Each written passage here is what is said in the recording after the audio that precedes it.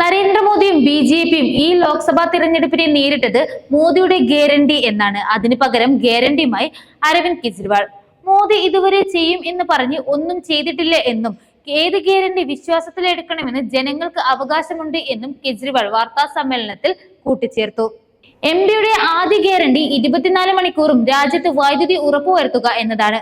3 ലക്ഷം megawatt വൈദ്യുതി ഉൽപ്പാദിപ്പിക്കാനുള്ള ശേഷി രാജ്യത്തിനുണ്ട്. പക്ഷേ 2 ലക്ഷം മെഗാവാട്ട് വൈദ്യുതി മാത്രമാണ് രാജ്യത്തിന് ആവശ്യം. 200 യൂണിറ്റ് വൈദ്യുതി പാവപ്പെട്ടവർക്ക് സൗജന്യമായി നൽകും. ഇതിനായി 125 ലക്ഷം കോടി രൂപയാണ് ചെലവ് കണക്കാക്കുന്നതെന്നും കെജ്രിവാൾ പറഞ്ഞു. രണ്ടാമത്തെ ഗ്യാരണ്ടി സർക്കാർ സ്കൂളുകളിലെ വിദ്യാഭ്യാസ നിലവാരം കൂട്ടാനും സൗകര്യങ്ങൾ മെച്ചപ്പെടുത്താനും വേണ്ടതെല്ലാം ചെയ്യുമെന്നും അദ്ദേഹം കൂട്ടിച്ചേർത്തു. 3. ചൈനീസ് നിയന്ത്രണത്തിൽ നിന്നും രാജ്യത്തിന്റെ ഭൂമി തിരിച്ചുപിടിക്കുമെന്നും അഗ്നി പദ്ധതി നിലനിർത്തുമെന്നും ചൂണ്ടിക്കാട്ടി. കർഷകരുടെ വിളകൾക്ക് സ്വാമിനാഥൻ കമ്മീഷൻ നിർദ്ദേശിച്ച MSP നടപ്പിലാക്കും, കെജ്രിവാൾ വ്യക്തമാക്കി. 4. എല്ലാവർക്കും മികച്ച ചികിത്സ ഉറപ്പാക്കും. 5. രാഷ്ട്ര സുരക്ഷ ഉറപ്പുവരുത്തും. 6. കർഷകർക്ക് താങ്ങുവിലയ്ക്ക് നിയമസാധ്യത നൽകും. 7. ഒരു വർഷത്തിനകം 2 കോടി ജോലി അവസരങ്ങൾ നൽകും. 8. ബി.ജെ.പിയുടെ വാഷിംഗ് മെഷീൻ ഇല്ലാതാക്കും. 9.